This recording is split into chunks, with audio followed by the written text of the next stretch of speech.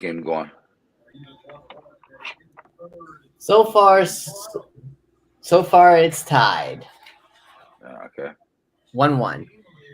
Hello, everybody. Welcome to Coffee Time. I am your host, Byron, alongside me via StreamYard and on YouTube, live on YouTube right now, as well. Available next day on all podcasting apps, Spotify, Google, you name it, Apple, you name it, everywhere, iHeart, etc. But alongside me is former hockey player Craig Mooney. Am I saying that correct?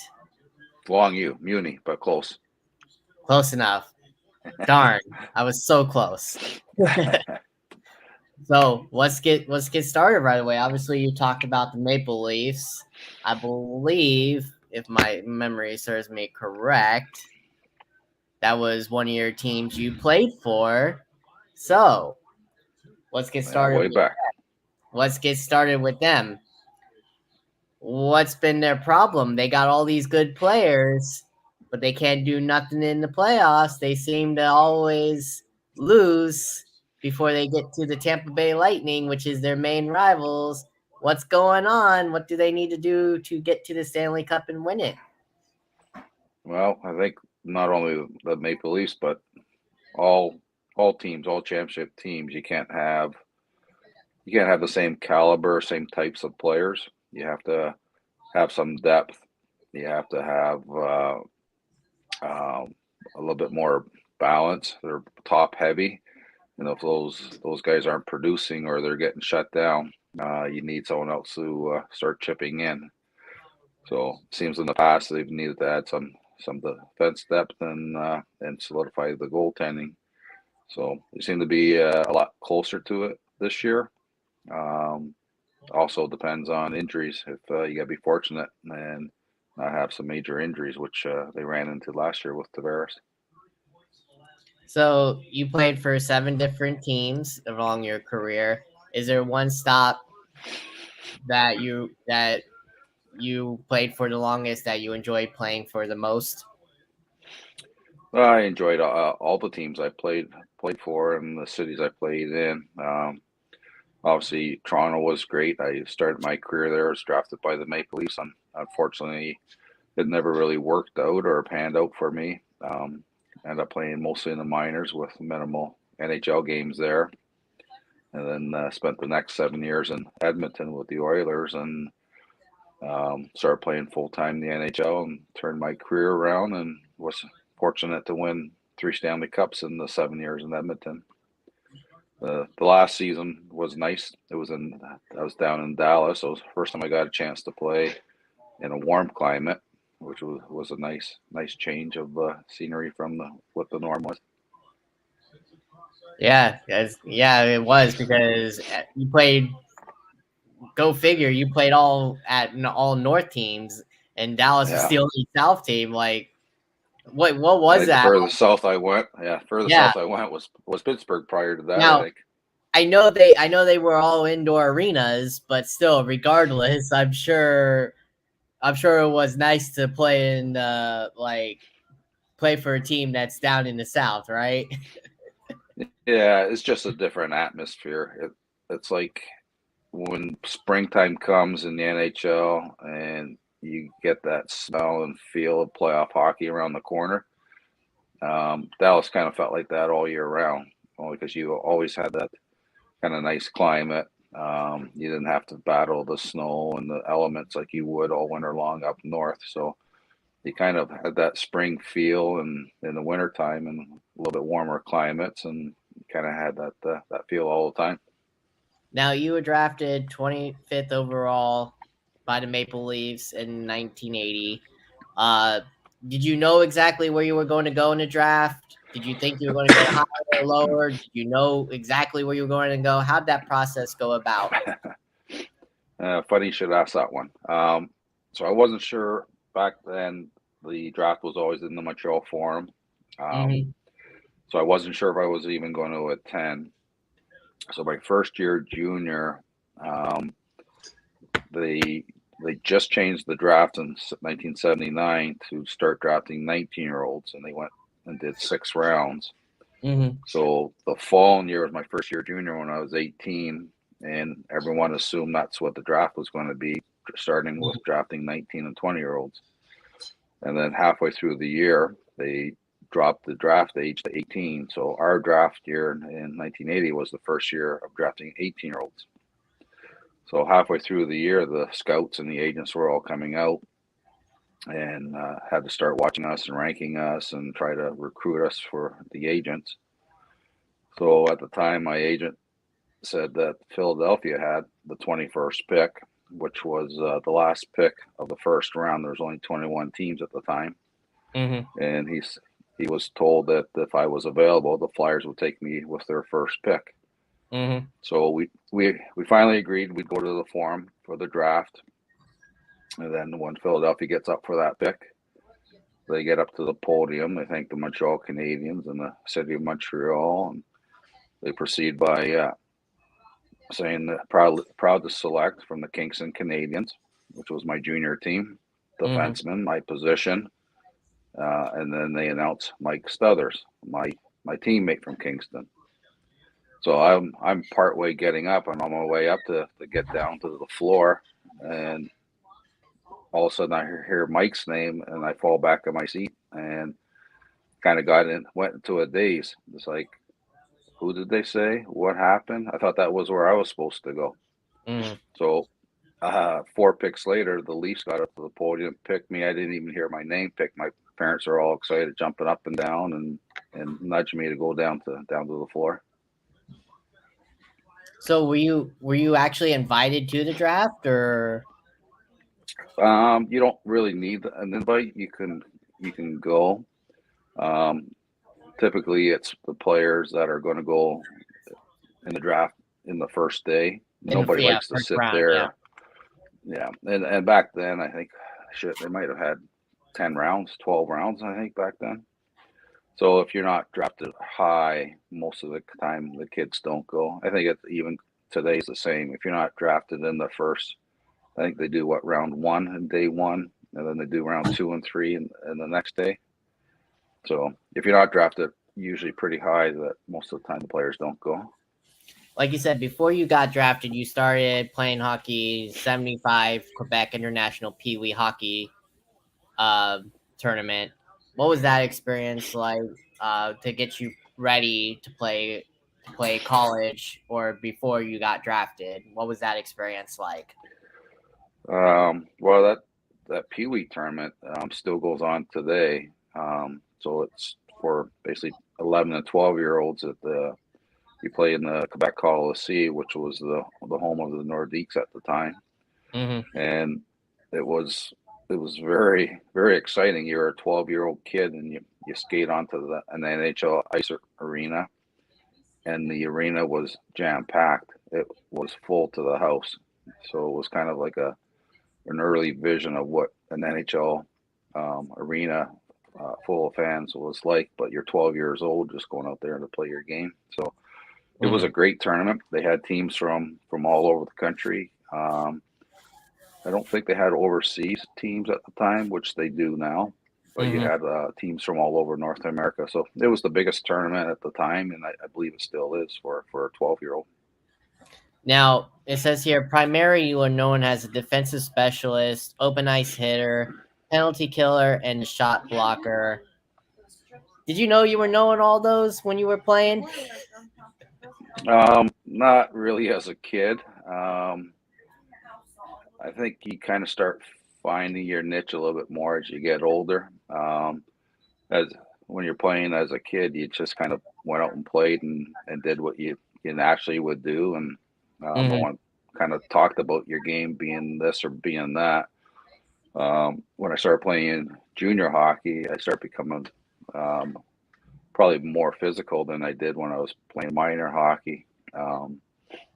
It suited my styles, how I played, how my partner and I played together.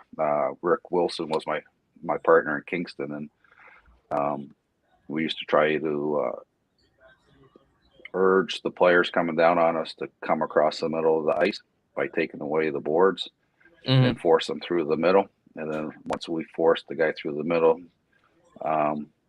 Rick would come across and hit the guy coming through the middle, or vice versa. So became more of a hitter starting my first year junior when I was 17 years old. So once you get to the Edmonton Oilers after you had a cup of tea with the Toronto Maple Leafs, like you said, you win 3 Stanley Cups with the Edmonton Oilers. Sorry, Edmonton Oilers. Those were some wicked teams, and 3. I think you guys are the only ones to win 3 straight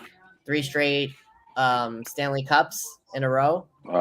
The Islanders won just prior to that 4 in a row. The Canadians won 4 in a row. Of this recent day, I'm to recent day. Yeah. Yeah, it ended up being five cups over 7 years. So they won 2, lost, and won 2, lost, and then won again. So it was 5 cups over 7 years, and I was fortunate to be on the team for the last 3 cups. What do you remember mostly about those Stanley Cups? Because you guys were stacked. You guys had some good players. We had a lot of Hall of Famers that are in the Hall of Fame today. On that team back then, you knew it was a special team. Just the way we practiced the game plan, the skills and the ability of the players. It was kind of like today's hockey, how they play with the old rules.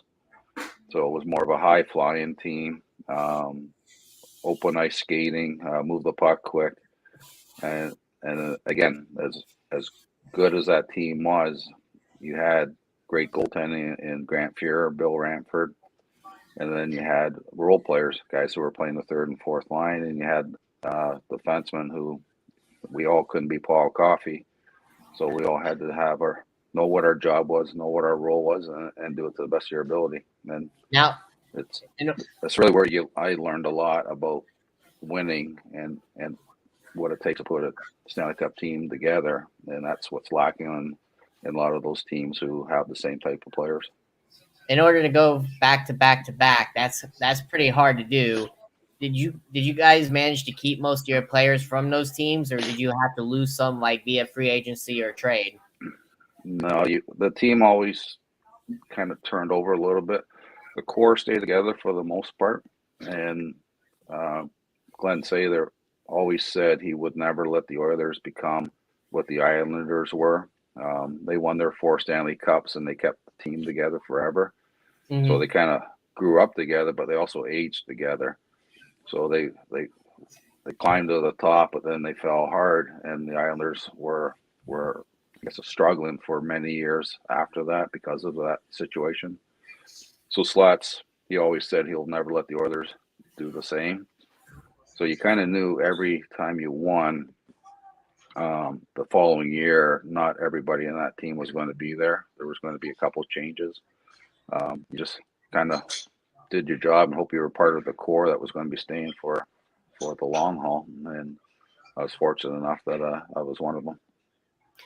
Now, how out of all the personalities in the locker room you guys had, who did you learn from the most? Because you were still newly to the league at the time. I'd say you were 2-3 years in. That's still sort of new. I consider a veteran over 5+ years. So you were still fairly new. So who'd you learn from along the way in those cup years? From everybody. I was, like I said, it was my first full-time season in the NHL, and I was just turning 24 years old. Yeah. So it was, well, like all young kids, you think you know it all, but it was like just watching how and everything they did on the ice, off the ice. A good example, even back in that time frame, if you messed up on a play on the ice, it wasn't uncommon that you would get benched for the rest of the game. You would park your butt on the bench and wouldn't see another shift if you screwed up on a play. And I remember my very first game back at Maple Leaf Gardens, and I just left Toronto, I wanted so bad to have a good game. I had family and friends there, and I started the game with my partner Kevin Lowe. First whistle, the face-off was down in the Maple Leaf end. We won the face-off. Wound up for a slap shot, hit Wendell Clark in the shin pads. They went down the other way, scored on the 2-on-1. So I'm thinking, okay, that's the end of my night. I won't play the rest of the game. That sucks, and I was pissed. And I won't go back to the bench. I sit down. I'm looking over my shoulder. I'm waiting for Slats to come down to start yelling, and he never did. I kept playing the rest of the period and played my regular shift. So after the period, we go into the dressing room, and Slats comes through the door, and he walks straight at me, coming right through the door. He comes right at me first. And the only thing he said was, "You know what you did wrong?" And I said, "Yep." He said, "Don't let it happen again." And that was it.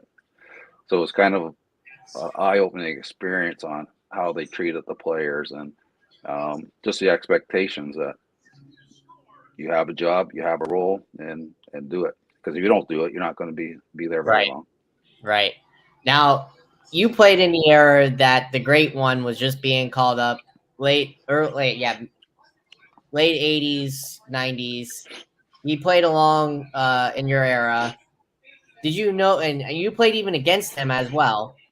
Did you know right away when you played him that he was going to become the Great One, the greatest hockey player of all time?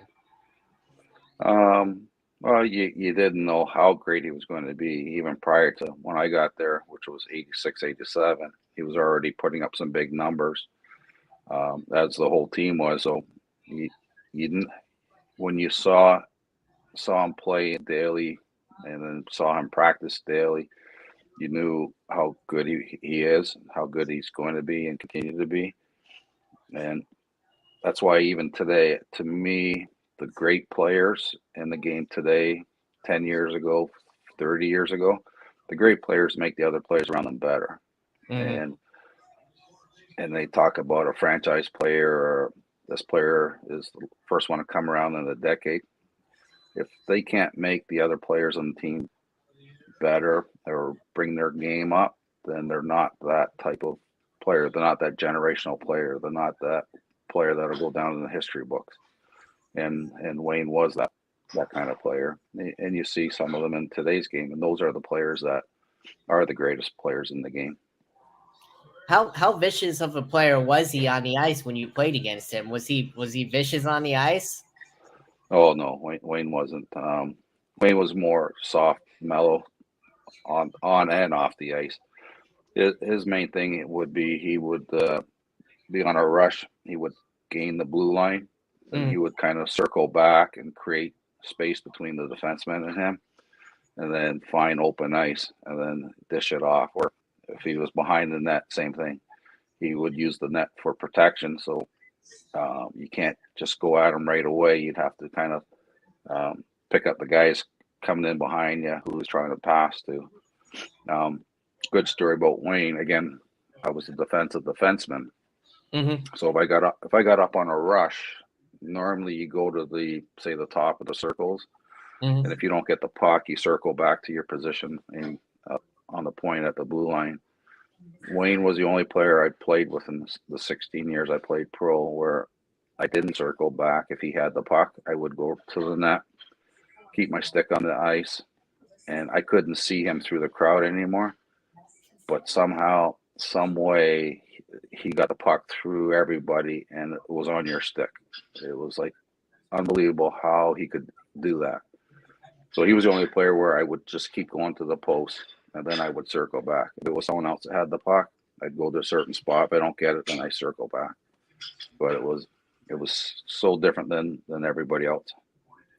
Now, was he a part with you with those Stanley Cup teams and uh your later years? Did you ever get to face him in the playoffs?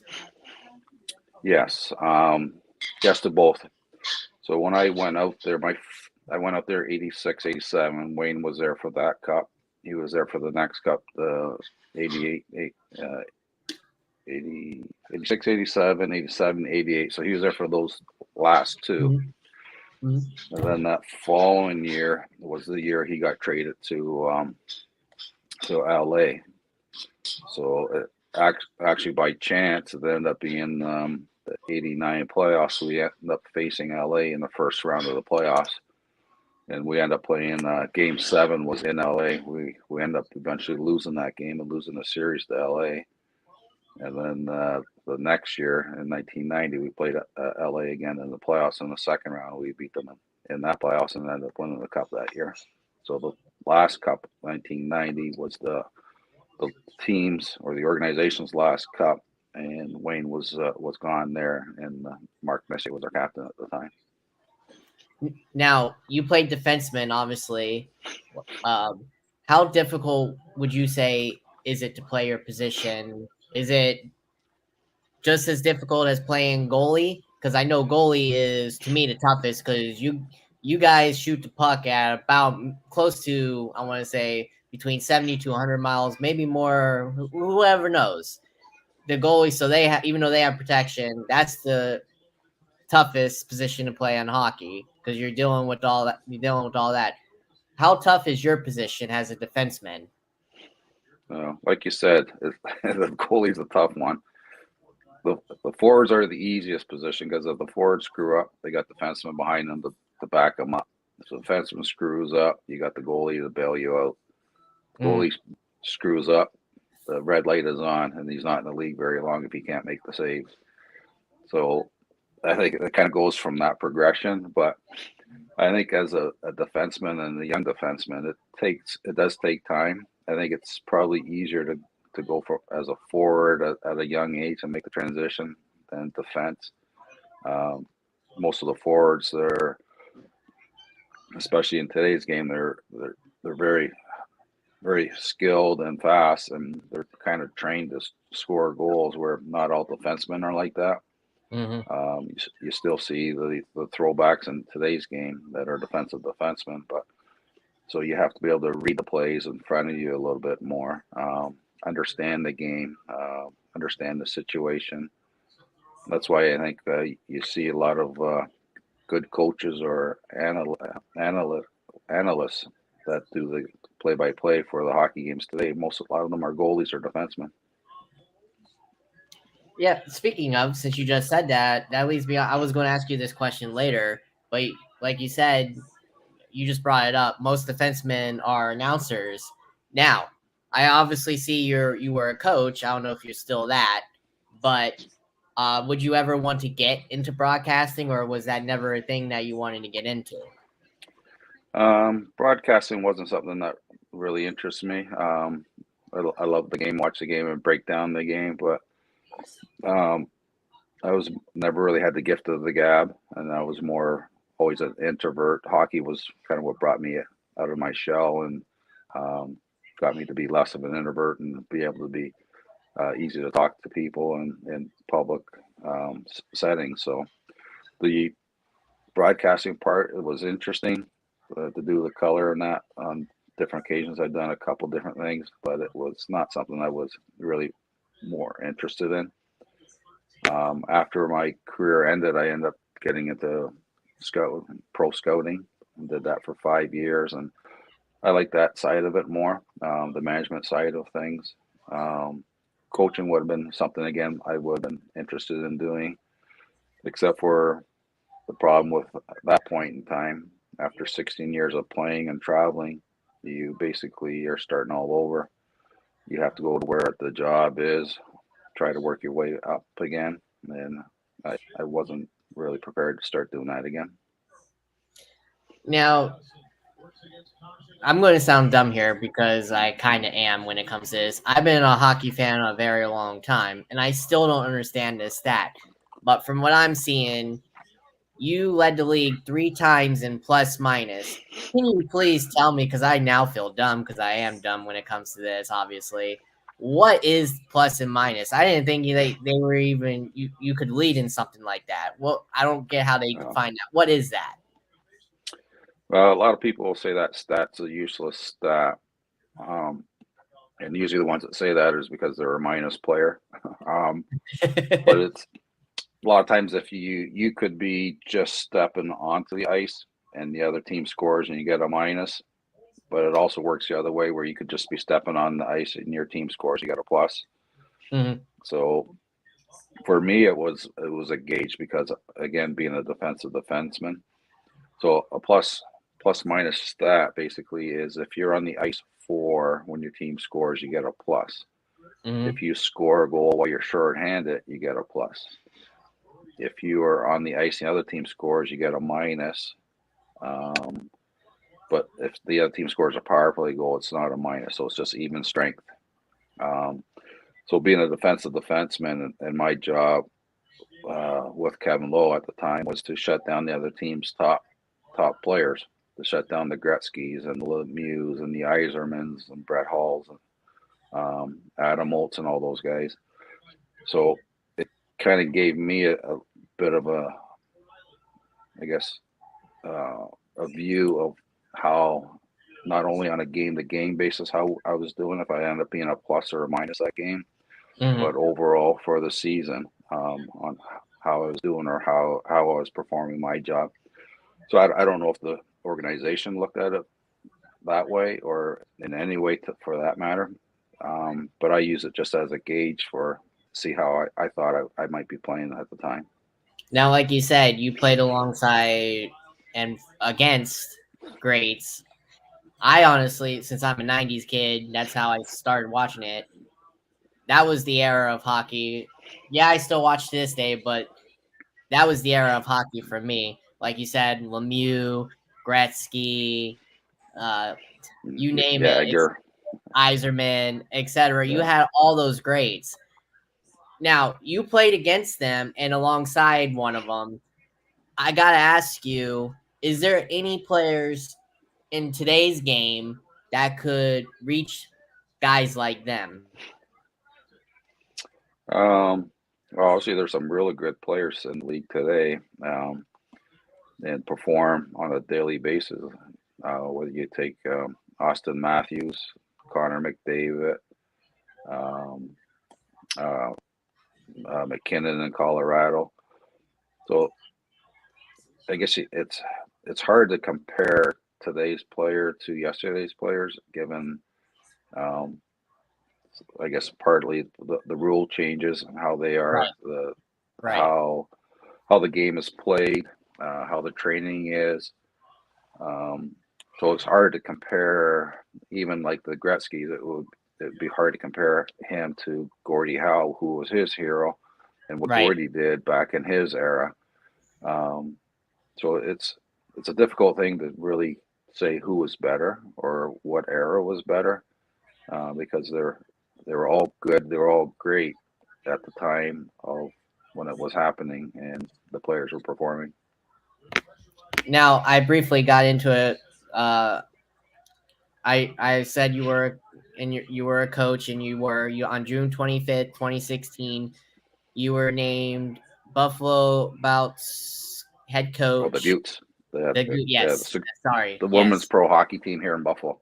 yeah, sharing duties with your former NHL player Rick Selling. Tell us about that experience.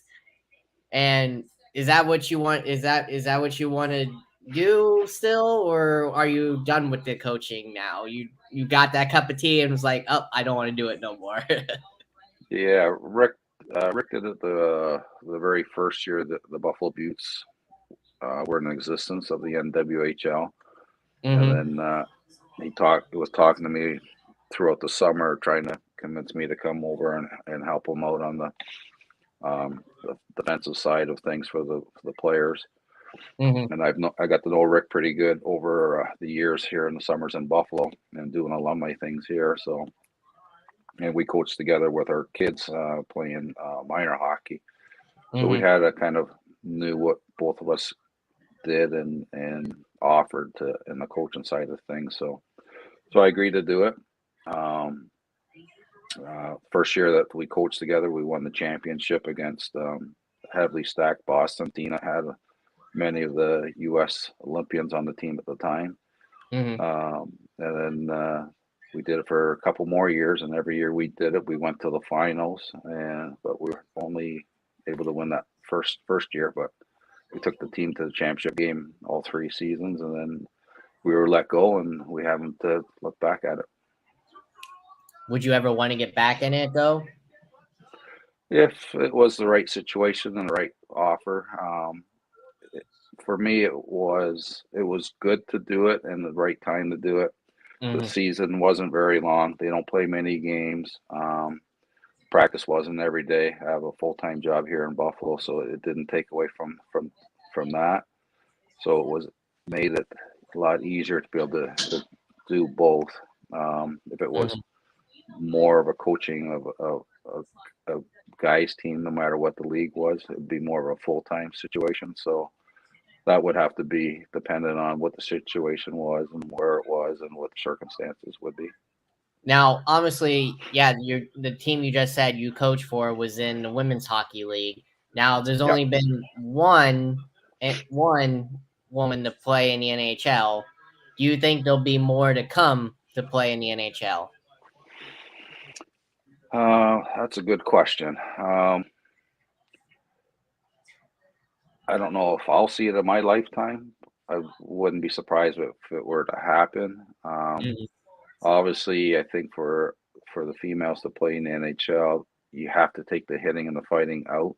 Um, although coaching the girls, women's teams, and seeing the Olympic games that we're just on, there's more physical contact in the women's game in a league or a sport where there's supposed to be no contact than you see on pretty much on a daily basis of the NHL game. But come playoffs, it's different, Right. and the NHL kind of goes back to the old rules where um, the whistle gets put away a little bit more, and you have a little bit more liberties out on the ice.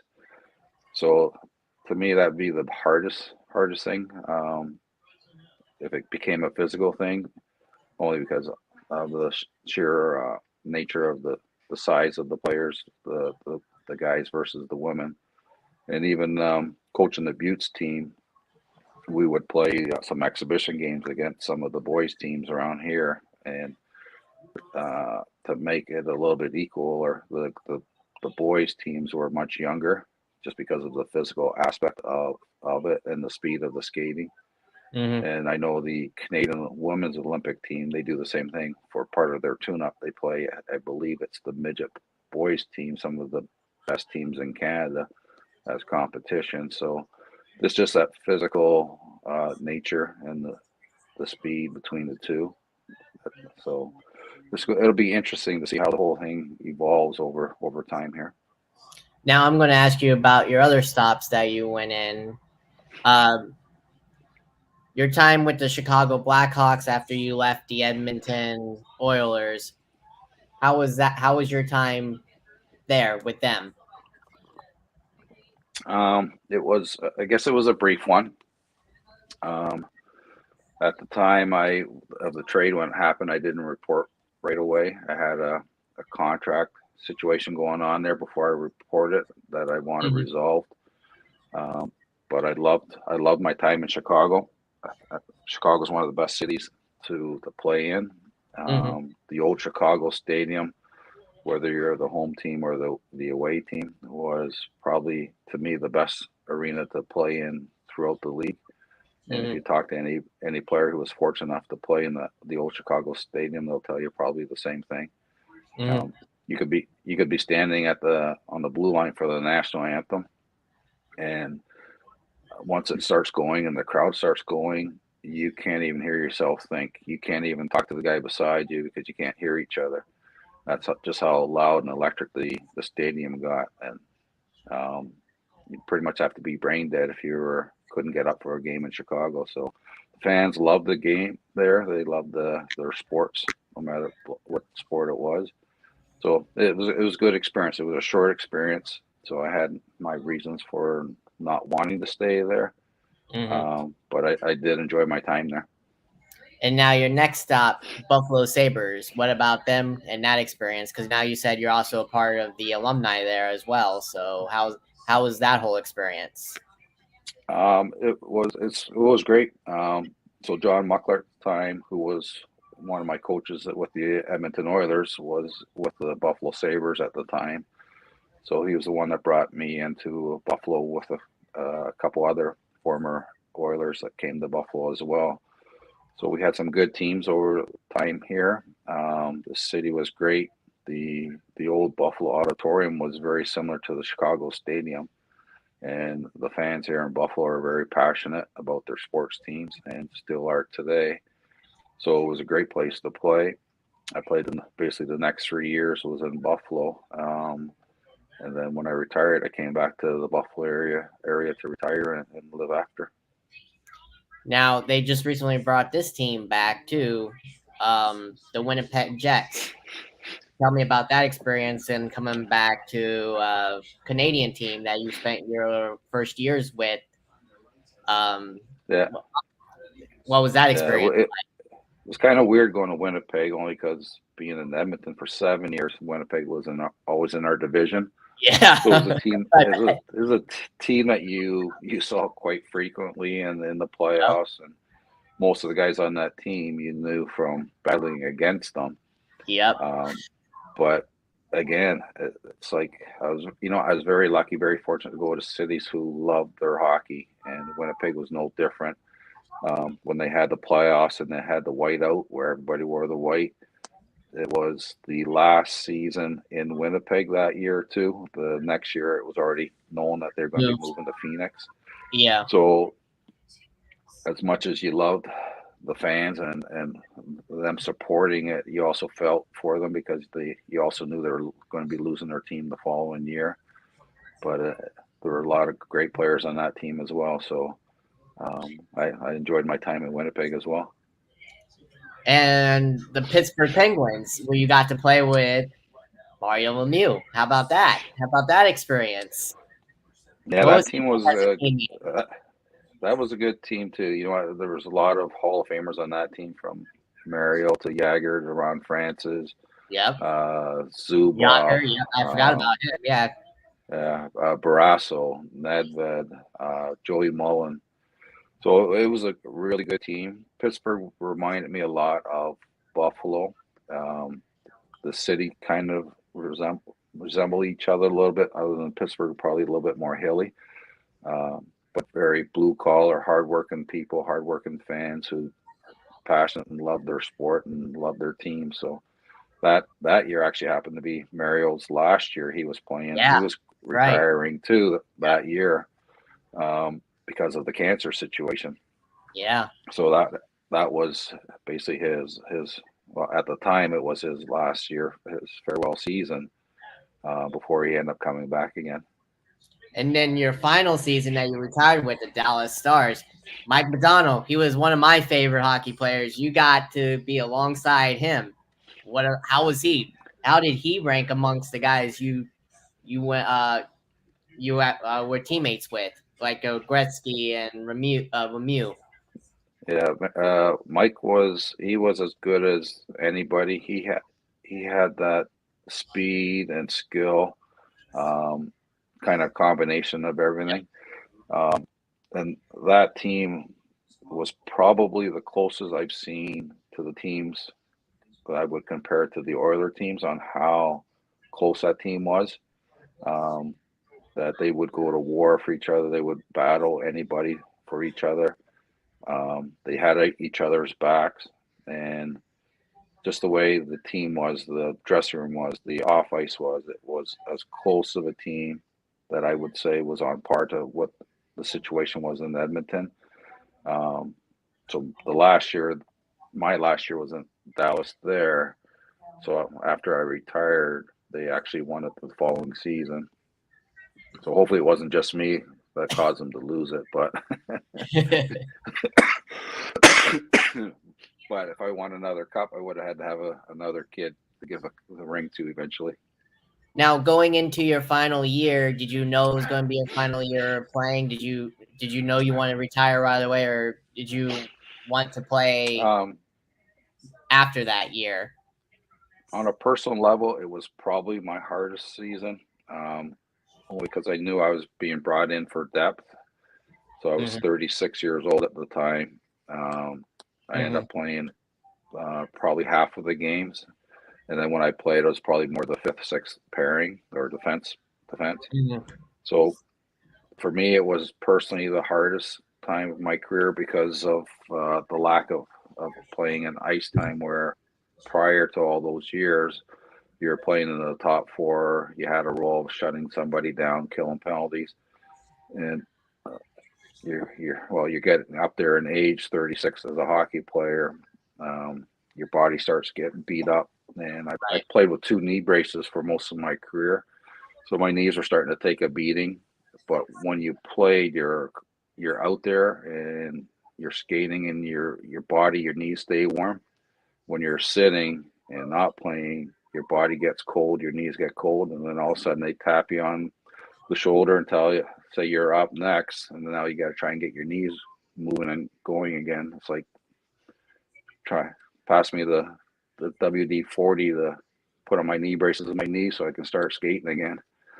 So on that level, it was probably the hardest for me to adjust to do it. And then they weren't going to bring me back for the following year. They didn't renew the option. So if I was going to play another year, it would have meant moving my family around. Mhm. And my youngest one was about to start kindergarten, and we kind of said it's time. It's time to let the kids have a normal life, grow up with friends that they'll know for a lifetime, and have a normal life. I don't So blame you. that was basically the decision. Now, your final year going in, did you take any players under tutelage to teach them your what you learned from your younger days? Did you teach any players your final year? Most of the time on the teams I had, they didn't have a lot of young guys, or if they did, it was mostly the forwards. In Winnipeg, I had they paired me with Olaf Tverdovsky, who was a former first round pick. Can't Mm, remember, it was Anaheim, and he came over in the Anaheim trade. But he's a highly skilled young defenseman, so they paired me with him and wanted me to work with him and the mental part of the game and talk to him on the ice and on the bench about situations and make him aware of things. Um, in Buffalo, I was paired more with Doug Bodger, and again, we were both, well, he wasn't as old as I was, but we were more the shutdown pair. But Bodger had a lot of offensive upside as well. mhm. And then Dallas, I was paired with Craig Ludwig, so we were both two older KG veterans, and I don't think either one of us was going to teach either each other anything more than what we already knew. Very true. But So, I think winning the Stanley Cup helped prolong my career because it is a mystery sometimes on how to win it, what it takes to it is. win. It is. So obviously coming to Buffalo with Muckler here, and he brought a few of the Oilers here to kind of teach the kids and the players what it takes, the battles, the sacrifices you have to do if you want to get to the top. Same thing in Winnipeg. I remember there happened to be an incident on the ice in Winnipeg, and after the period, we came into the dressing room, and Mhm. I don't remember what the incident was. I just remember it was Keith Kachuk, who I guess um, was part of whatever it was that happened on the ice. And I called them out in the dressing room in front of the guys, which a lot of times I'm a very not more a vocal person, but lead by example. Mhm. Um, but it was enough, whatever it was he did, that I guess pissed me off enough to say something in the dressing room about it. And then Chris King, who was the captain, after the game came up to me, and I was still pretty new, getting to Winnipeg and just getting to know the guys. Mhm. And Chris King came up to me and said, "That was the best thing you could have done for Keith." And I said, "Well, why do you say that?" He said, "Because coming from you, winning 3 Stanley Cups, he respects you. He knows what you've done to Yeah. get to the top. If it came from anyone else in the dressing room who haven't won a thing, he wouldn't respect where it was coming from." So that was kind of an eye opener too, and you start realizing I guess why some teams want you or bring you in the situation, and even goes today. We got the trade deadline coming up in less than a month. Teams are going to be looking for depth players, uh, guys who have some pedigree of winning championships, to help teach that to not just the young guys but the older guys, to see how it is. Then I remember a story in Edmonton, and this was prior to me getting there, Mm-hmm. and this was prior to the Oilers winning the Stanley Cup when they played the Islanders, who were on their four championships in a row. And I remember guys telling me that they came off the ice walking by the Islander dressing room and thought they were going to see just a big hoopla party and celebration. And it was ice bags everywhere, guys hobbling around like they had broken legs. And I think the guys realize if you're going to win, it is an all-out sacrifice, and it's not just the best team out there that wins, but it's the team that's willing to sacrifice the most to get there. Now, you played where this was early on before I started watching it. They left the Hartford Whalers, which is in Connecticut. Do you see another NHL team possibly going back to Connecticut? Do you see that happening? I don't think we'll see one in Connecticut, only because of TV market is not. I don't think is very big there. The draw's not as big there. I could see maybe Quebec City coming back. They have a brand new arena, so they're ready for it. They don't.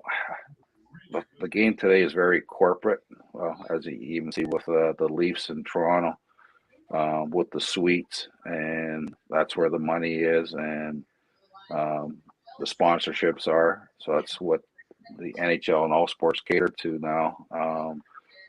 So unless you have either big TV market or you have big companies who are spending money on the suites, it's hard to probably go to a small market team like a Connecticut somewhere. And that would probably be the drawback for Quebec City, although it's a traditional market and always been a hockey market, a big rivalry to the Canadians. Mm-hmm. So other than that, I would say the next team would, again, it's going to be in a big hockey market and a big TV market and a big corporate market. Now, I know you said you had a kid. I don't know if you have any more, but if you had any more, but did they want to follow in your footsteps, or did they want to go their own way? Did they play growing up? Yeah, I have a son who he played all the way through midget hockey and high school hockey. Like he had aspirations to play and wanted to play, but never really was in the cards for him. And then I had two girls who they didn't play hockey. We taught them how to skate, so they knew how to skate. And then my oldest daughter, at one point when she was maybe 14 or 15, came to me and said she wants to start playing hockey, but Mm-hmm. I kind of thought that was a little bit late for her to start picking it up again, and she was heavily involved with other sports at the time too. Now, let's talk about Hall of Fame. I know you played in about 900 games. Um, do you see yourself as a Hall of Famer? And do you think you could possibly get in with your Stanley Cups? No, I don't think so. A good example of that was Kevin Lowe was just recently inducted, but Kevin didn't have a lot of the stats, as neither did I, and he was my partner for basically 7 years, and our role was not to score the goals; it was to shut down and prevent the goals. But Mm-hmm. Kevin played in All-Star games and Canada Cups and such, so I didn't do that. So I think I'll rest on being in the Hall of Fame on the Stanley Cup with my name there 3 times. There you go. So now I got to ask you, current age, the Lightning have won back to back. Do you see? I know how difficult it is. Do you think they could possibly win it again this year to go back to back to back like you guys did? I think they There's would be the first since you guys to do it. there's definitely a good possibility of that happening. They have a great team. Again, you look at that team and how it's put together.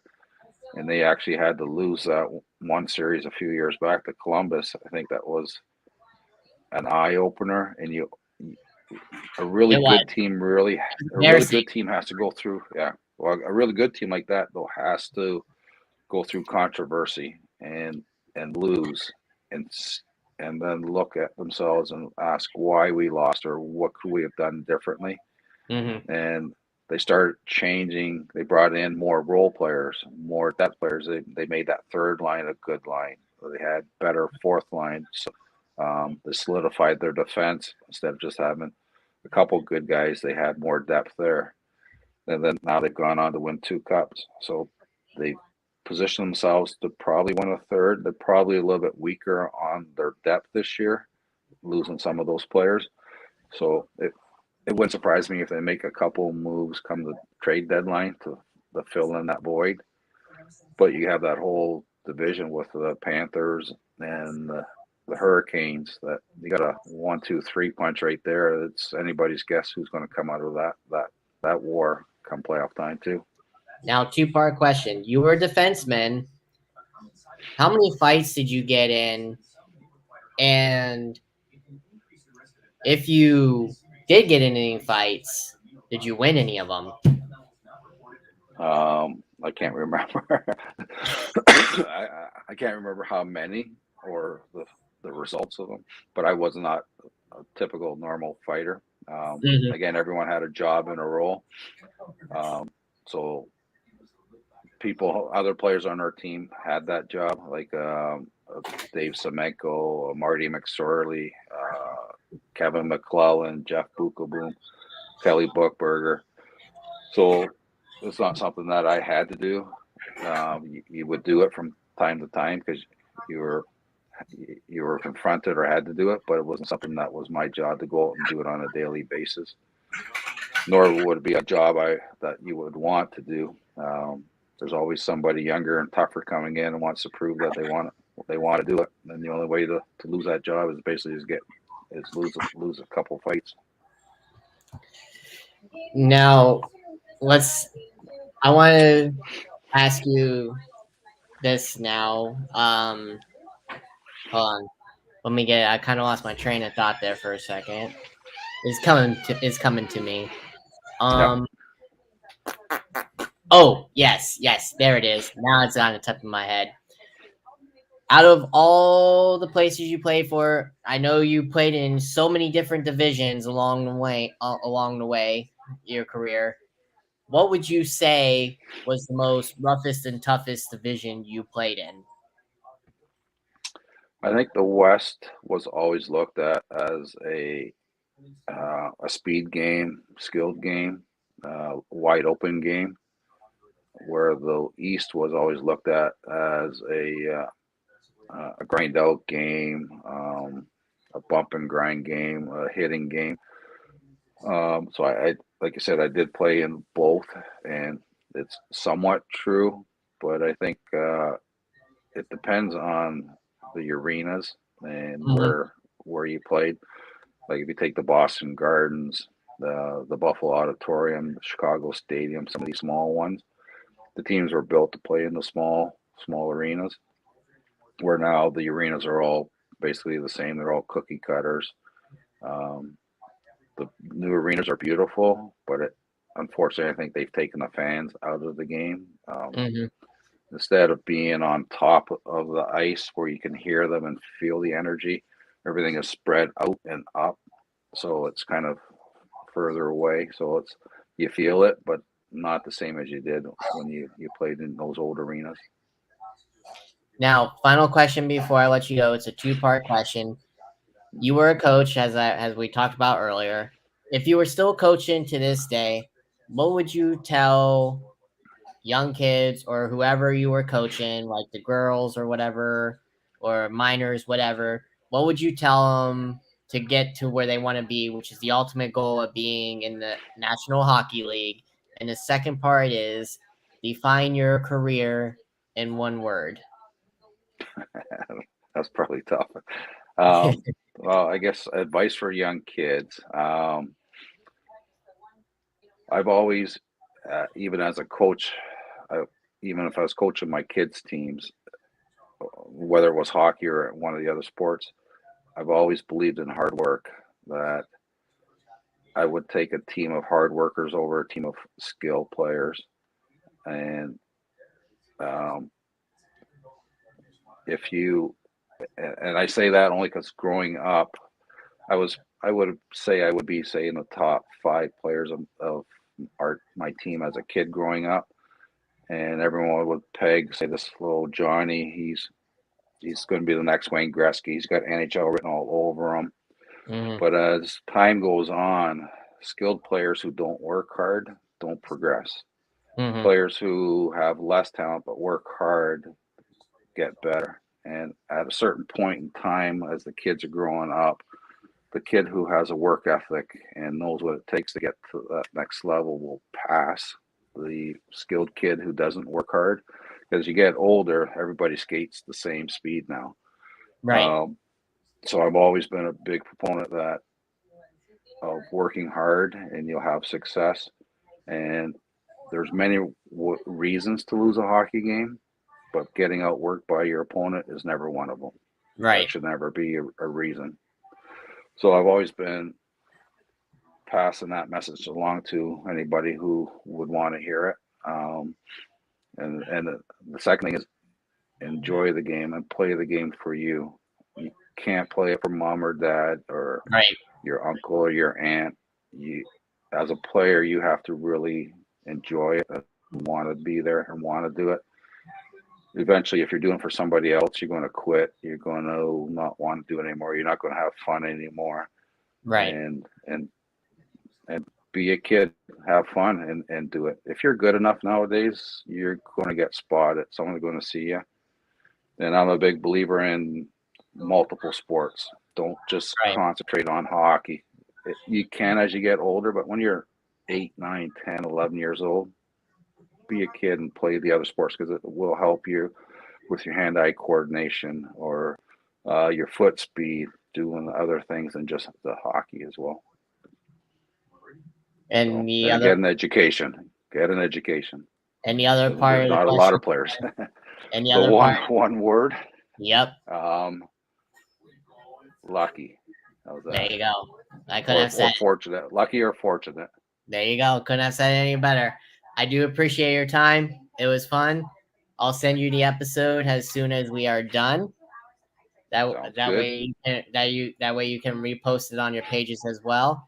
Also, I'm always looking for more interviews. If you know anybody interested, please send them my way. You got my information, and you got my Twitter, so have them come my way. I appreciate it. It was fun. I'll stay in touch with you. I appreciate it. Sounds good, Byron. Thanks for having me on. I enjoyed it, and enjoy the rest of your evening. Same with you. Same with you. It was fun. I'll stay in touch. Thank you. Okay. Take care. Take care. You too. Bye. Bye. Bye.